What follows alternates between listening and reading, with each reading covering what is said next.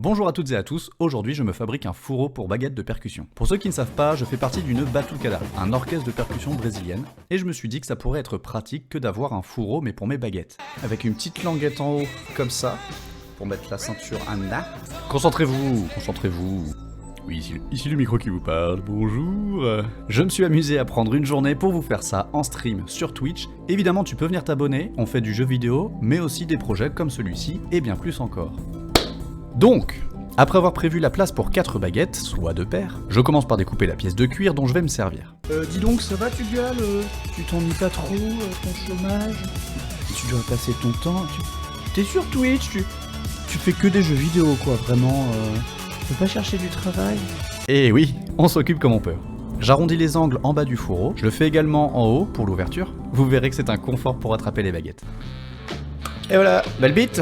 Et bah dis donc, j'étais en forme. Après avoir mis des pinces à linge pour être sûr que le pli ne bouge pas, je vais percer des trous tout autour de ma pièce de cuir, pareil pour la couture. Pour percer le cuir, j'utilise une alène ronde, un peu de vocabulaire, ça fait pas de mal. Pour les plus curieux, les trous sont alignés à 5 mm du bord, également 5 mm entre eux.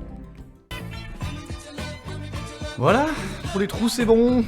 Impossible de travailler sans musique. Pour la couture, vous me voyez faire avec les mains ce qu'on appelle un point sellier. 2 aiguilles reliées au même fil vont passer de part et d'autre dans chaque trou. Pour faire tenir mon fil sur l'aiguille, je le passe d'abord par le trou prévu, puis je plante 2 fois le fil. C'est ce que j'essaie de vous montrer à la caméra. Ensuite, je serre, et pareil de l'autre côté. Je passe rapidement la couture, avec ce superbe cadrage, on voit bien le point sellier. Je fais la même chose jusqu'au bout. Je vous passe les détails du fait que j'avais pas prévu un fil assez long. Au final, regardez le résultat, franchement, c'est correct.